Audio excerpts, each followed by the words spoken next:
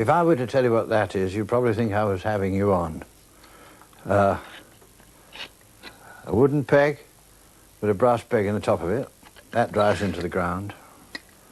And then a curved piece of hardwood, like that, and set in the top of it pieces of broken mirror. Must have been very hard to get hold of because there weren't many mirrors among the lower orders when this was made, which is well over 100 years. The laws which made it, forbade the use of it, came in at least that long time ago. But they were put in, he finally got enough pieces, he put it in like that. It was made undoubtedly by the man who used it. And the man who used it, if his descendants are still alive, then I've no doubt that their surname is Fowler, because it was a lark twirler, made by the fowler for attracting larks. You remember that right back to Roman times, the well-to-do thought it was luxurious to have a dish of lark's tongues. I don't know why. They can't be all that delicious, but there's something magical about it, associative magic, I think, because the lark and the nightingale are our two greatest singing birds, and perhaps they thought it gave them silver tongues. So anyway, the fowler set that out in the field, and when he pulled the string, it whirled around.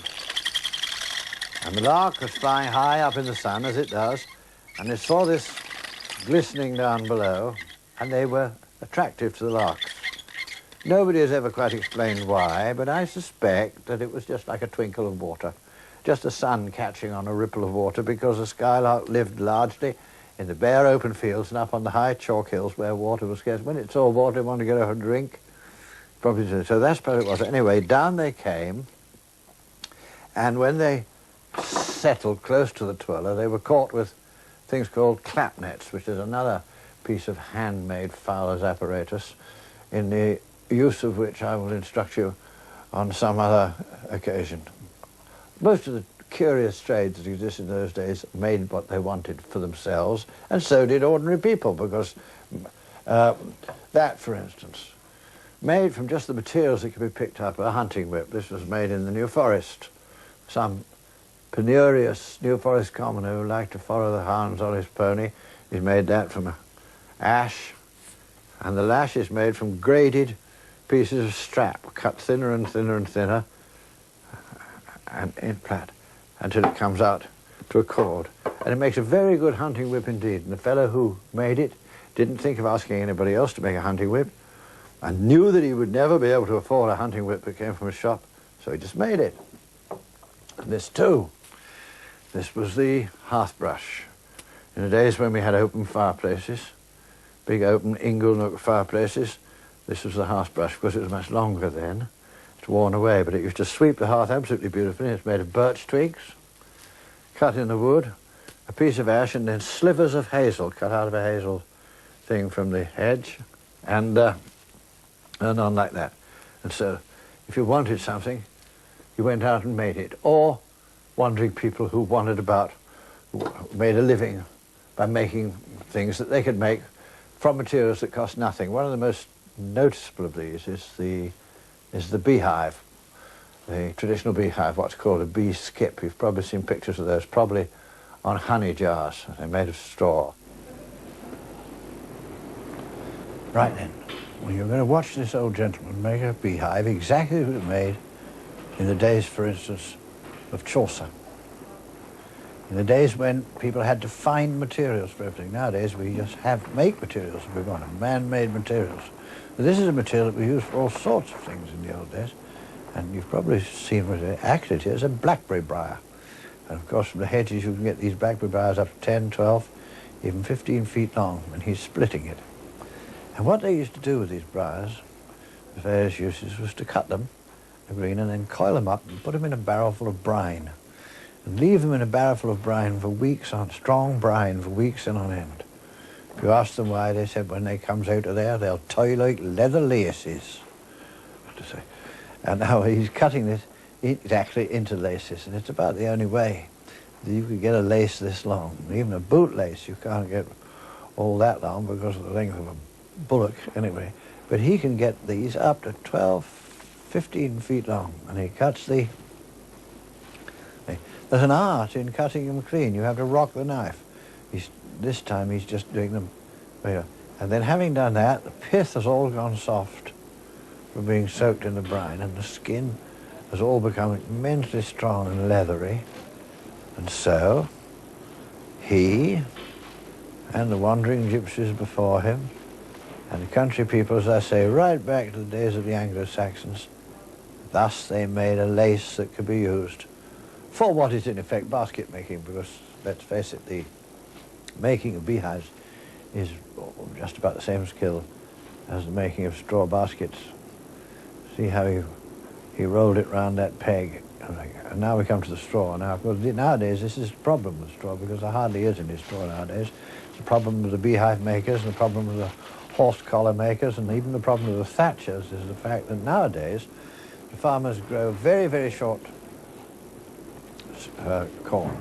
They're not interested in straws. In the old days, the farmers themselves needed it to bed the bullocks down for the weekend and that sort of thing, but now they don't want to waste growth of time and nitrogen on growing straw, so they grow very short straw, and very hard nowadays for the beehive maker or the thatcher.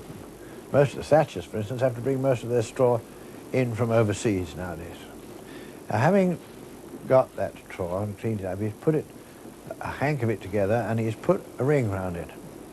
Nowadays, that ring is just a piece of plastic hose. In the old days, it was a piece of a bullock's bone, cut from the leg bone of a bullock, cleaned out inside. It gave you, which just forced that straw into a nice round diameter.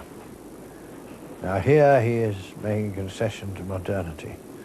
He's making the first tie with a piece of plastic string, binder string.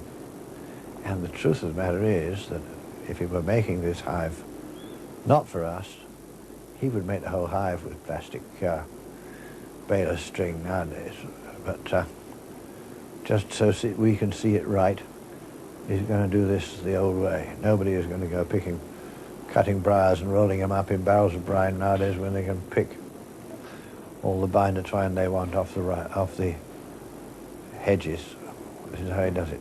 Now he puts that in there like that, and he goes round it.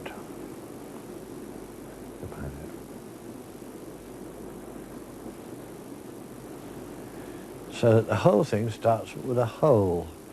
First of all, thing he constructs is a hole. In other words, a small circle around which the whole of the rest of the thing will revolve.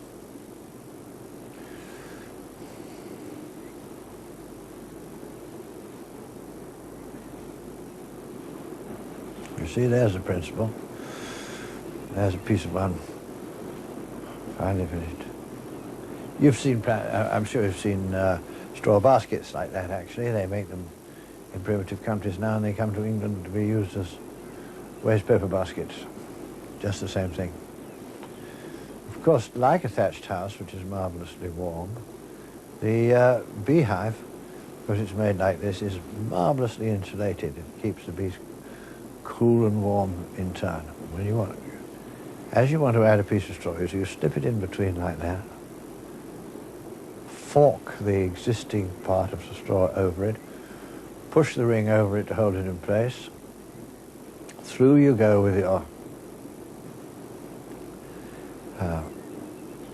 blackberry lace again.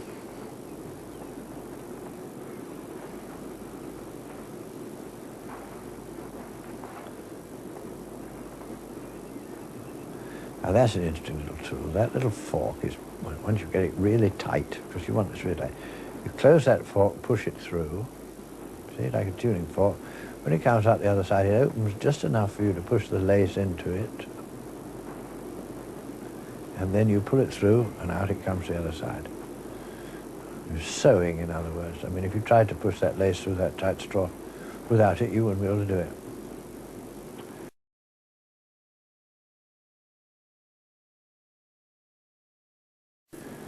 So a little split stick, or ideally a little iron needle of that sort.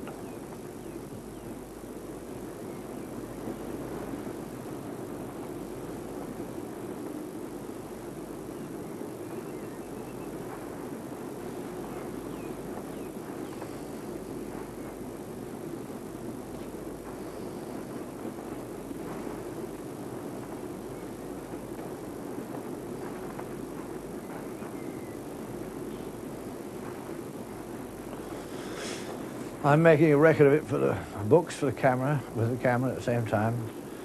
All too soon the time will come when somebody will say, I wonder how they made those things.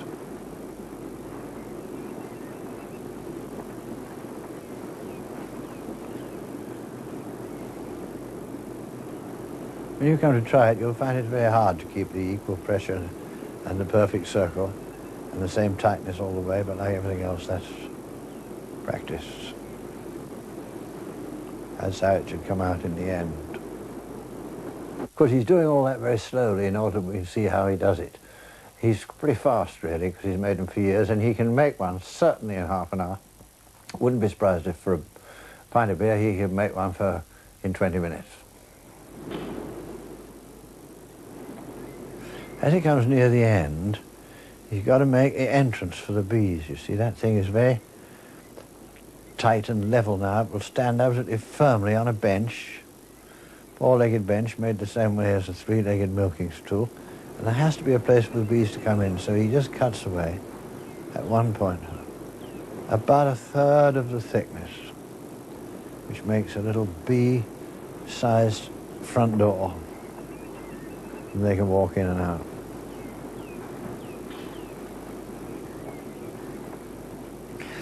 I can remember when there were benches and benches of these outside cottage walls, in the warm of the sun against the wall. The people used to keep their bees in them. And if you hear people talk about bees being kept this way, they will tell you, of course, that the bees used to make all their comb inside this, and then they would put the honey in it, and then they would lay the eggs, and the grubs and the honey will all be mixed together. And then in the winter, what you had to do was to get rid of all the bees, smoke them out, knock all the comb out, crush it out, and get rid of the grubs and everything in order to produce any hive, keeping just 2 or 3 stocks of bees out of the row of skips along your bench to get you through the winter, so that they had to build up the population again the next year. Well, as a matter of fact, I can tell you that is not actually true. No doubt it did happen quite a bit in very primitive beekeeping, but in fact, the secret of the thing is the hole in the top of the beehive, which you saw him start with. The whole thing started with a hole, and the hole is the key to the whole thing. In a minute I'll show you how. He's just going to trim it.